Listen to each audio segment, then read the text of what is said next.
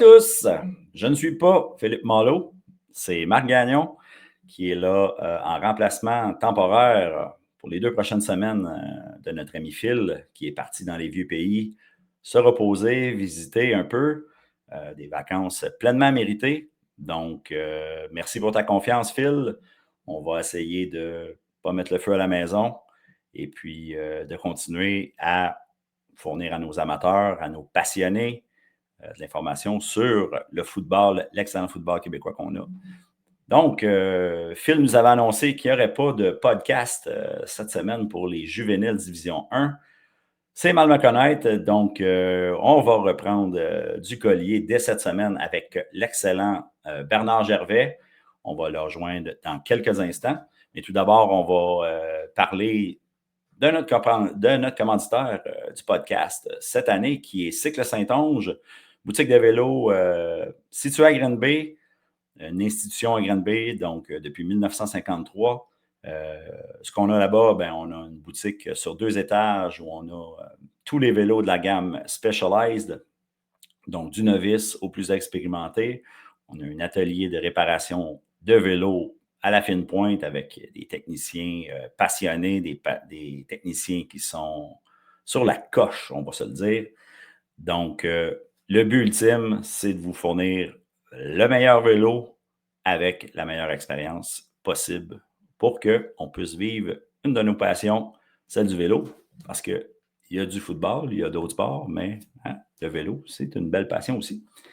Donc, et en parlant de Green Bay, tant qu'être là, j'ai eu le privilège de faire l'annonceur maison au match des juvéniles des incroyables de J.H. Leclerc. D'ailleurs, j'ai mon beau chandail juste ici. Donc, j'ai coaché là pendant une vingtaine d'années. Et puis, c'était l'inauguration du nouveau terrain synthétique. Et en plus, c'est le 50e anniversaire du programme. Donc, on a eu une superbe soirée, un excellent match de football entre les incroyables et les polypus de Bernard Gariepi. Une rivalité légendaire pour ceux des deux, ceux qui nous écoutent, qui viennent de Sorel et ou de Green Bay. Vous savez de quoi qu'on parle. Donc, un match âprement disputé où les polypus se sont sauvés avec la victoire avec 4 secondes à faire pour avec la marque de 17-14. Donc, une soirée presque parfaite. Évidemment, c'est une soirée parfaite parce qu'ultimement, on a eu un superbe match et les jeunes de Green Bay maintenant vont pouvoir profiter, et des prochaines générations vont pouvoir profiter d'installations qui sont vraiment à la fine pointe. Donc, assez le blabla, allons rejoindre Bernard Gervais. Juvénile, Division 1, Bernard Gervais, notre expert juvénile. Comment ça va? Bonjour Marc, ça va bien toi? Très bien, merci. Très, très bien. Fait que première fois qu'on travaille ensemble, c'est vraiment cool. Bien content. Écoute, ça va bien aller, on n'aura plus besoin de Phil pour la prochaine. Ouais, d'après moi, c'est comme des grands. Ouais, Phil va rester au Portugal. Les experts. Ouais, c'est ça, les experts. On s'en occupe de faire ça. Cool. Hey, on a 4 matchs qu'on va vouloir traiter aujourd'hui, puis après ça, on va regarder évidemment la cédule de cette semaine.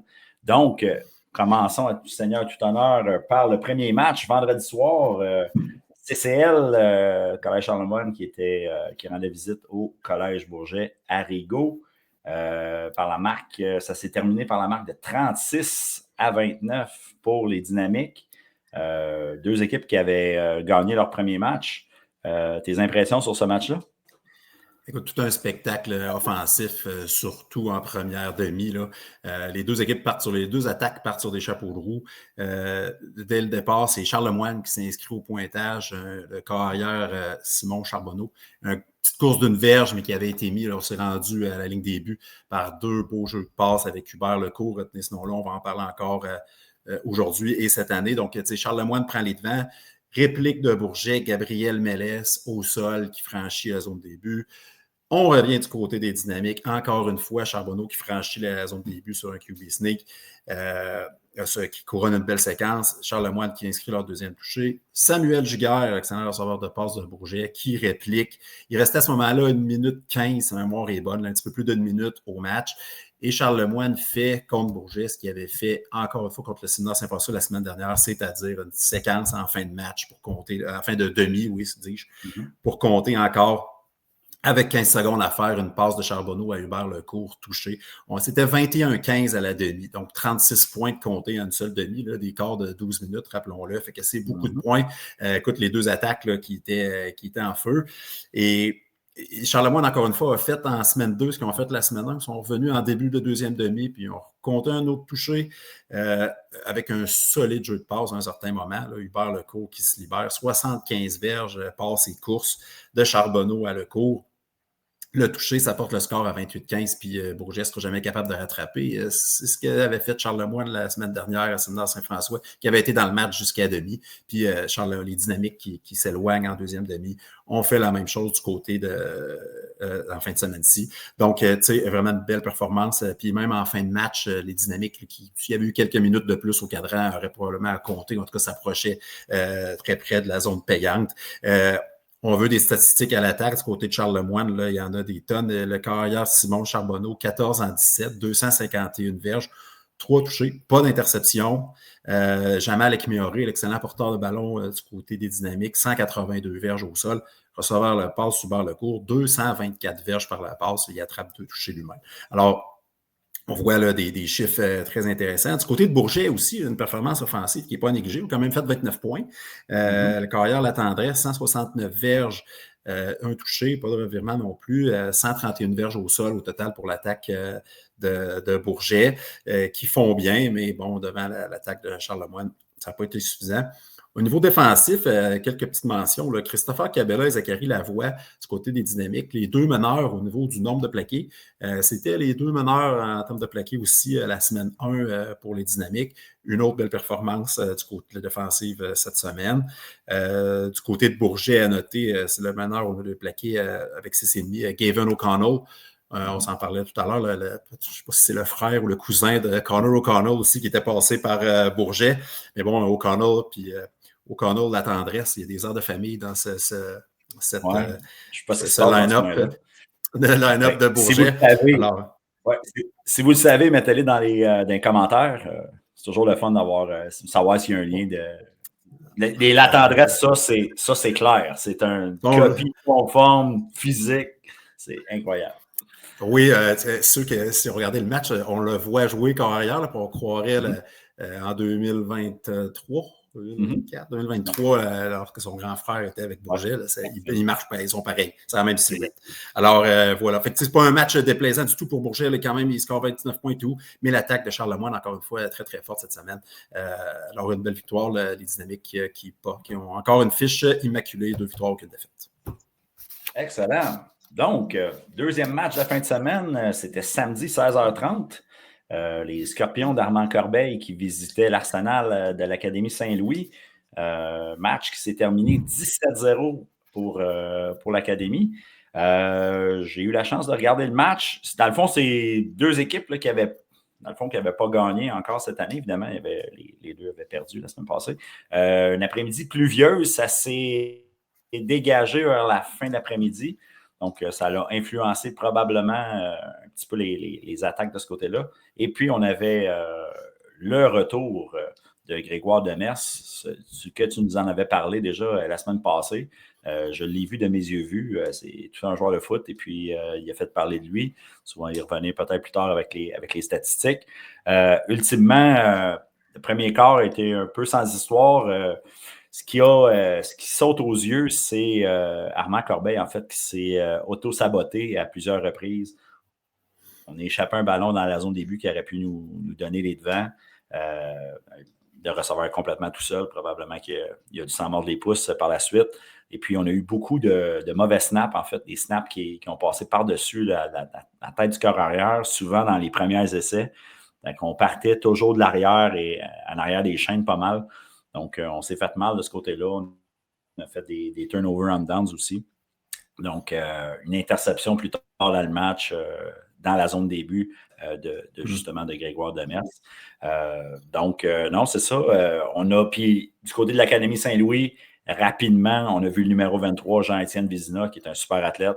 On lui a donné la balle, je pense, sur les 3 premiers jeux du match. On lui a donné la balle une fois dans un jet, une fois sur un tracé, là, un wheel, en fait, où il sortait du champ arrière, puis une passe voilée. Donc, on essayait vraiment de mettre la balle dans ses mains, puis ça a porté fruit. Lui aussi a fait une belle récolte offensive. C'était 14-0 à la demi, puis on a rajouté un classement plus tard dans le match. Parle-nous un peu des statistiques, mon ami Bernard. Mais tu parlais de Jean-Étienne Vézina, là, les 2 touchés de l'Arsenal, c'est lui-même, Jean-Étienne Vézina et Philippe Berryman, là, des touchés par la passe. Écoute, Xavier Michaud, carrière de l'Arsenal, 31-40. Fait que tu disais, le plan de match, c'était quoi? Ben, comme tu as dit, on va donner les petites courtes passes dans le flanc, des choses comme ça à Jean-Étienne Vézina. Fait que, donc, 31-40, 247 verges par la passe, 2 touchés, pas d'interception. Fait que c'est vraiment le plan de match. Du côté de l'Arsenal, ça a enlevé de la difficulté à courir la semaine dernière. Encore une fois, seulement 34 verges au sol. Donc, le plan de match était assez clair. Ça a bien fonctionné cette semaine. Du côté de l'attaque, Armand Corbeil, ben, tu l'as dit, c'était un petit peu difficile. Là, 152 verges au sol. Justin Mathieu a été le meneur, 77 verges au sol de son côté. Mais bon, on est blanchi de la feuille de pointage. Écoute, défensivement, merci à Grégoire Demers. J'ai l'air de savoir de quoi je parle. J'avais parlé de lui la semaine dernière. Écoute, ce jeune-là, il avait eu une bonne fin de saison l'année dernière, à son année de secondaire 4. Je l'avais vu au printemps. Là, on savait que c'était un bon joueur du côté de la défensive de l'Arsenal. Il revient puis il réussit 2 interceptions. Tu en as parlé, dont une dans la zone début, là, à des moments importants. Fait que, on serait évidemment très heureux de l'Arsenal de son retour. À noter aussi François-Olivier Pitre, qui mène encore au niveau des plaqués, 6 plaqués. Et la semaine dernière, il y avait aussi une bonne récolte. Donc, maintenant, là, avec le retour de Grégoire, une meilleure défensive, c'est certain, ça a solidifié les choses. À se mentionner du côté des Scorpions, là, celui qui a mené pour les numéros Dave Bourgoin, 3 plaqués solo, 4 assists du côté des Scorpions. Mais bon, ça sera un match peut-être à oublier pour les Scorpions cette semaine. C'est un ailier défensif. Bégoin, c'est un ailier défensif format géant. Là. Il y a vraiment un gabarit incroyable. On remarque. Ça, c'est clair. C'est le coin, tu sais qui est là. Un autre que j'ai bien aimé du côté d'Armand Corbeil, c'est Ollie McSween, qui est un secondaire extérieur. Quand il va au plaqué, je te dirais son adversaire tombe au sol avec assez de violence. C'est un marteau, là, carrément. Là, quand il frappe, il fait mal. Là. D'ailleurs, le corps arrière, Michaud l'a vécu à ses dépens. Il est arrivé à un moment donné, il était complètement pas bloqué. Là. Le corps arrière a tombé solidement au sol. Non, au niveau de l'Académie Saint-Louis, on a parlé de Jean-Étienne Vézina, c'est un super athlète. Berryman à l'extérieur, belle cible, grand gabarit physique. Qui a fait 2 catchs spectaculaires, là, dont un sur les lignes de côté, puis l'autre dans la zone début. Donc, non, un excellent joueur de foot. Je veux saluer aussi Simon Carreau, qui est joueur de ligne à l'attaque, qui a toute une jambe aussi. C'est lui qui fait les bottées. C'est toujours le fun de voir un joueur de ligne à l'attaque là, qui fait des bottées comme ça. Il a fait un botté, je pense que c'était à peu près 36 verges. Là. Donc, super intéressant. C'est un bon match de foot défensif. Il y a des choses, définitivement, je pense qu'Armand Corbeil a beaucoup de choses à travailler cette semaine dans les pratiques. Puis je pense qu'on a un bon défi qui s'en vient, donc faudra resserrer un petit peu les boulons qui sont un peu lousses. Et j'en profite pour saluer M. Cagelet, là, qui est responsable du programme là-bas, que j'ai eu la chance de rencontrer, François, pour ne pas le nommer, que j'ai rencontré à Saint-Hyacinthe. Une belle rencontre, donc je le salue au passage.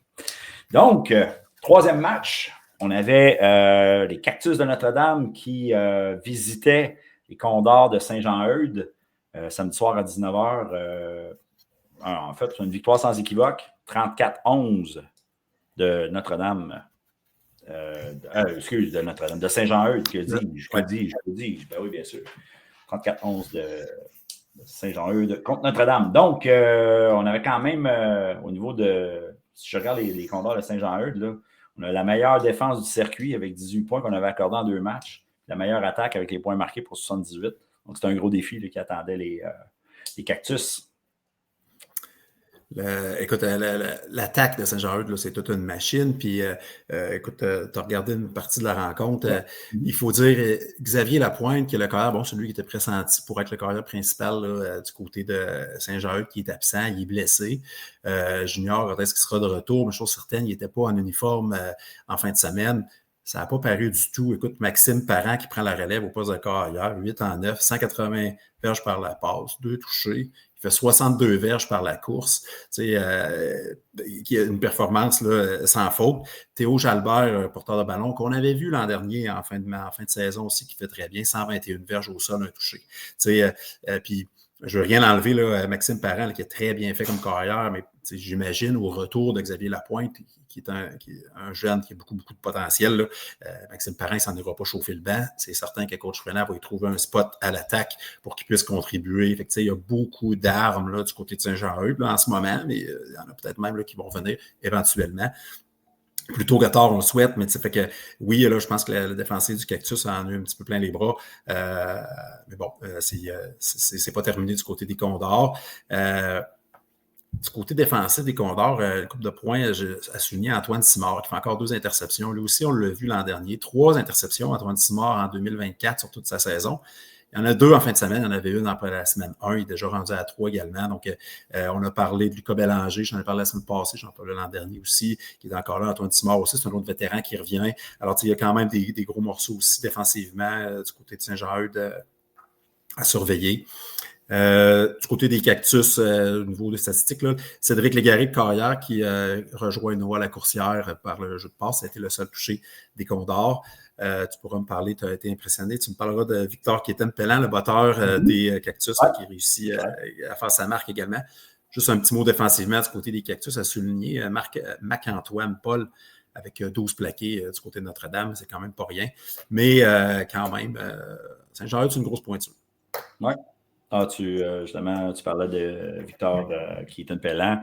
En fait, dès le botté, tu t'en avais déjà dans les podcasts précédents, tu avais déjà parlé de la puissance de sa jambe, puis dès le botté d'envoi, il nous a mis ça dans le fond de la zone des buts.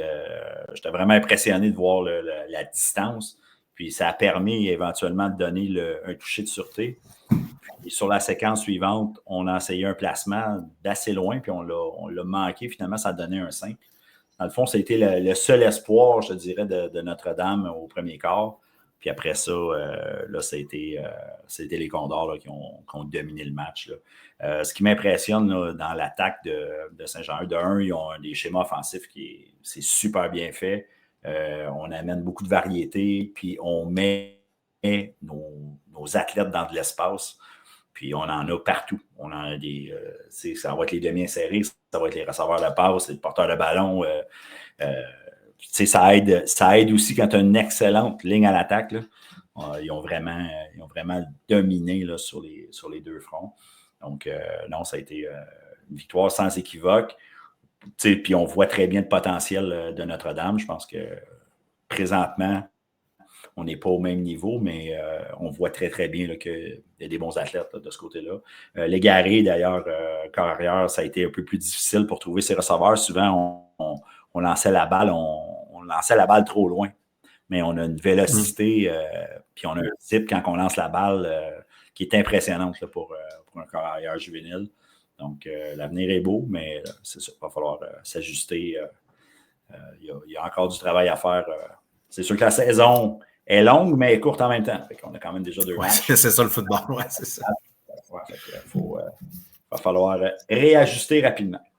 Super. Ça fait le tour pour Notre-Dame contre Saint-Jean-Eudes. Et finalement, le dernier, mais non le moindre, on avait le Blizzard du séminaire Saint-François qui rendait visite au Loup de curé Antoine Lavelle. Une marque de 14 pour SSF et 10 pour les Loups. Oui, on parlait tout à l'heure en entrée de jeu, là, Charles Lemoine-Bourget qui avait été un festival offensif. Ça a été complètement le contraire. Un match vraiment dominé par les deux défensives dès le début. Ceux qui aiment ça des matchs défensifs où ça cogne dur, ça cogne dur des deux de part et d'autre. Là, je pense que ça a été un match robuste, il n'y a aucun doute. Écoute, les deux défensives dominent. Les Loups ont été les premiers à s'inscrire à la marque. Un placement de 24 verges de Rico Bélanger, mais ça a pris une longue séquence des Loups à l'attaque. Ils se retrouvent avec un premier essai à la ligne de 1 du Blizzard. Une coupe de pénalité, quelques gros jeux défensifs qui ont fait reculer les Loups. Ils doivent se contenter d'un placement à ce moment-là de 24 verges. C'est 3-0. Les Loups ont marqué un touché juste après, mais quand je te dis que c'est un match dominé par la défensive, c'est pas l'attaque des Loups qui marque, c'est Mathis Nantel, le secondaire, numéro 52, qui intercepte le ballon, le ramène au complet. Une quarantaine de verges, si ma mémoire est bonne, là, pour le toucher. On a manqué le converti, mais c'était 9-0 pour les Loups à ce moment-là, dans une première demi là, totalement dominée par la défensive. La boîte défensive des Loups a été excellente. Chris O'Danou, Petra Smithis sur la ligne défensive, les secondaires Zachary Labrie, Chris Nantel, qui jouent très bien, donnent rien du tout à l'attaque du Blizzard. Je les ai trouvés très, très bons. Le 99, Chris O'Danou, très athlétique. Les coups attrapait des porteurs de ballon à certains moments. Là, très, très bon. On rentre à la demi, donc c'est 9-0. Et au retour de la demi, le Blizzard qui a donné pour ceux qui aiment ce genre de football-là, là, tout un spectacle. Écoute, la première séquence du Blizzard, 14 jeux au sol, 2 jeux par la passe, une séquence de 16 jeux donc qui dure 10 minutes au cadran. On a couru le ballon sans arrêt, puis la boîte des Loups que je parlais n'a pas flanché. Là, ils ont chèrement vendu leur peau, c'était des troisièmes essais. On l'a vraiment vendu, travaillé très fort, mais il faut souligner la ligne à l'attaque. On ne parle pas souvent des joueurs de ligne offensive en général, mais les Wilson, Papillon, Hamilton, Proulx et Bouchard du Blizzard, les 5 joueurs de ligne qui font tout un travail pour littéralement gagner ces verges-là là, pour leur équipe. Donc, ils marquent un touché en ouverture de deuxième demi. Et puis, un petit peu plus tard, au quatrième quart, même chose, l'attaque du Blizzard qui, verge par verge, réussit à compter. Il restait à ce moment-là 1 minute 47 quand Nathan Lemieux, pour le Blizzard, marque un touché au sol qui amène le pointage à 14-10. Et puis, après ça, les défensifs n'ont rien donné là, dans la minute qui restait. Tout un match défensif, comme je disais. Un petit mot sur l'attaque des Loups. Par contre, j'ai vraiment vu des belles choses. Là. Numéro 3, Jason Onana, un petit gabarit, pas un gros joueur, mais très, très rapide. On trouvait la façon de se donner le ballon, des courts tracés, là, une zone intermédiaire. Il est très, très bon. Beaucoup de potentiel, ce jeune-là. Complété avec Charles Cossette, le grand numéro 8, là, un très, très grand joueur. Beaucoup d'attrapés sur des tracés crochets. La défensive du Blizzard joue bien parce qu'on laisse attraper le ballon, pas beaucoup de verges après presque pas de verge après l'attraper. Il concédait le court gain. Émile Brunet, le sauveur de passe aussi, qui était là également, quelques attrapés, mais vraiment, c'est 3 belles armes. Moi, ça a été un petit peu difficile là, pour l'attaque des Loups. Non seulement un placement, mais attention à ceux qui vont les affronter dans les prochaines semaines. Moi, je vois une équipe là, qui va prendre son rythme et tout, puis ils ont vraiment des belles armes à l'attaque, donc ça pourrait débloquer là, en fin de saison. Je ne serais pas du tout surpris de voir ça. Du côté du Blizzard, Nathan Lemieux qui termine sa journée de travail, 149 verges au sol, un touché. Évidemment, c'est lui qui a le plus de verges, mais il a travaillé très fort là, avec sa ligne à l'attaque pour gagner toutes ces verges-là. J'ai hâte de voir dans le futur, là, du côté du Blizzard, est-ce qu'on va continuer vraiment avec ce mode-là là, qui a bien fonctionné en deuxième demi contre une très bonne défensive. Il n'y a aucun doute. Ça va être intéressant. En tout cas, une belle soirée de football samedi soir du côté de Laval. Super, ça.